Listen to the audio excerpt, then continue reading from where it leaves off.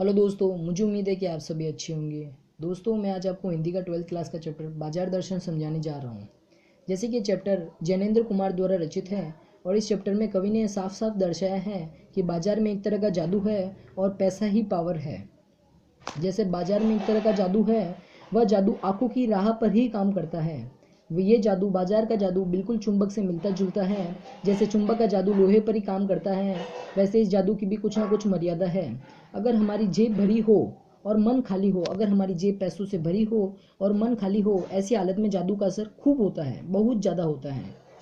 लेकिन अगर हमारी जेब खाली हो लेकिन मन भरा ना हो, अगर हमारी जेब खाली हो और मन किसी चीज़ से भरा ना हो, तो भी जादू का असर कुछ ना कुछ हद तक चल जाएगा। और जैसे ही जादू की सवारी उतरती है, जैसे ही जादू समाप्त होने लगता है, तो हमें पता चलने लगता है कि फैंसी चीज़ों की बहुमायत आराम में मदद नहीं करती, बल्कि खलल ही करती है, परेशानियां ही पैदा करती है। थोड़ी देर को मनुष्य को इससे ज़रूर सेक मिल जाता है और बाद में मनुष्य इससे परेशान हो जाता है। कवि ने इस चैप्टर में भगत जी पर ज़्यादा जोर डाला है, क्योंकि भगत जी पर बाजार का जादू बिल्कुल भी काम नहीं कर पाता था और माल बिछा रहता था, पर उसका मन अडिग और स्थिर रहता था। पैसा उसके आगे खड़ा होकर भी उससे भीख मांगता था कि मुझे लो, लेकिन उसके मन में उस पैसों के प्रति दया नहीं समाती और वो धीरे धीरे अपने आगे चलता जाता था। भगत जी पर इससे प्रभाव डाला है क्योंकि भगत जी ज़्यादा चीज़ें लेने में दिलचस्पी नहीं रखते थे। वे दो चार चीज़ें, अपने काम की चीज़ें लेने के बाद बाजार से चले जाते थे। अर्थात भगत जी जैसे लोग बाजार को सार्थकता प्रदान करते हैं, और वही लोग सार्थकता प्रदान कर सकते हैं जो जानते हैं कि वह क्या चाहता है। वे अपनी परचेजिंग पावर से घर में पैसे अपने केवल मिलायक विनाशक शक्ति बाजार को देते हैं।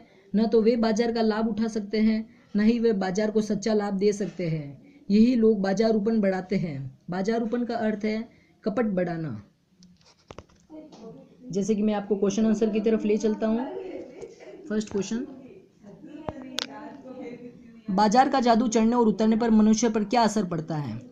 वही, जैसे बाजार में एक तरह का जादू है, वह जादू आंखों की राह पर काम करता है। वह रूप का जादू है, पर जैसे चुंबक का जादू लोहे पर ही काम करता है, वैसे इस जादू की भी कुछ ना कुछ मर्यादा है। जेब भरी हो और मन खाली हो, ऐसी हालत में जादू का असर खूब होता है। अगर हमारी जेब खाली हो पर लेकिन मन भरा ना हो, तो भी जादू का असर चल जाएगा। जादू की सवारी उतरती कि पता चलता है कि फैंसी चीज़ों की बहुमायत आराम में मदद नहीं करती, बल्कि खलल ही डालती है। थोड़ी देर को स्वाभिमान को इससे जरूर सेक मिल जाता है और अंत में मनुष्य इससे परेशान हो जाता है।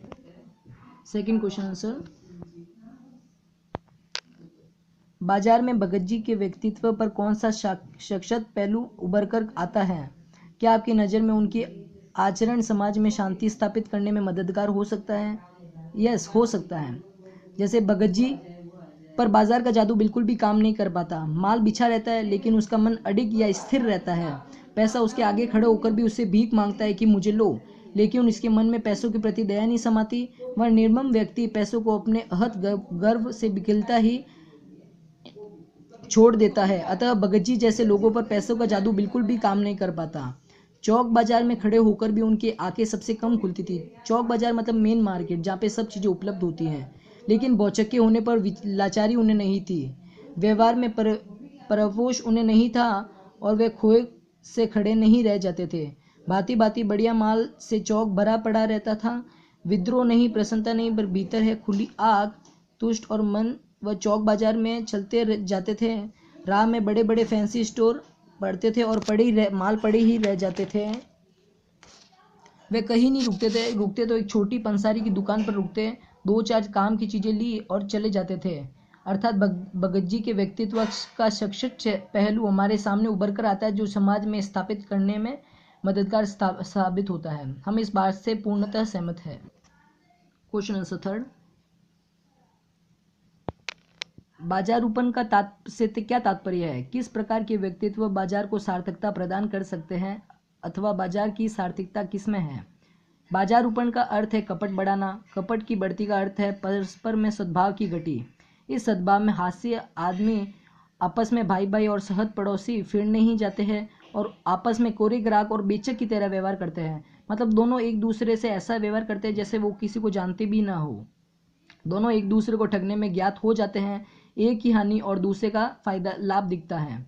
यही बाजार रूपण में आवश्यकता का आदान प्रदान नहीं होने लगता बल्कि शोषण होने लगता है, तब यह कपट सफल हो जाता है। इस प्रकार बाजार को वही सार्थकता प्रदान कर सकते हैं जो वह जानते हैं कि वह क्या चाहता है। इस प्रकार भगत जी जैसे लोग बाजार को सार्थकता प्रदान कर सकते हैं। क्वेश्चन नंबर 4, बाजार किसी का लिंग, जाति या क्षेत्र नहीं दिखाता, वह दिखाता है कि उसकी क्रय शक्ति को, क्रय शक्ति यानी परचेसिंग पावर, इस रूप में वह एक प्रकार में सामाजिक क्षमता भी रचना कर सकता है। आप इससे कहाँ तक सहमत हैं? बाजार किसी का लिंग, जाति या क्षेत्र नहीं दिखाता, वह देखता है सिर्फ उसकी क्रय शक्ति को। इस प्रकार वह सामाजिक समता की रचना करता है। हम इस बात से पूर्णतः सहमत है क्योंकि व्यक्ति की महिमा उसके क्रय शक्ति या परचेसिंग पावर पर ही डिपेंड होती है, निर्भर होती है। दुकानदार उसी ग्राहक को अधिक महत्व देता है जो अधिक खरीद करता है। आप जितनी खरीदारी करेंगे उतना ही दुकानदार आपको महत्व देना शुरू कर देगा। इस दृष्टि से जाति धर्म का भेद मिटाकर बाजार सामाजिक समता प्रदान करता है। क्वेश्चन 5, आप अपने तथा समाज में कुछ ऐसे प्रसंग का उल्लेख करें। फर्स्ट, जब पैसा शक्ति के परिचायक के रूप में प्रतीत हुआ। जब पैसा शक्ति के रूप में परिचायक के रूप में प्रतीत हुआ है, जैसे विवाह, राजनेता, अभिनेता। और जब पैसों की शक्ति कम हो गई हो, जैसे न्यायालय, मृत्यु आदि। ये था छोटा शॉर्ट समरी ऑफ बाजार दर्शन चैप्टर।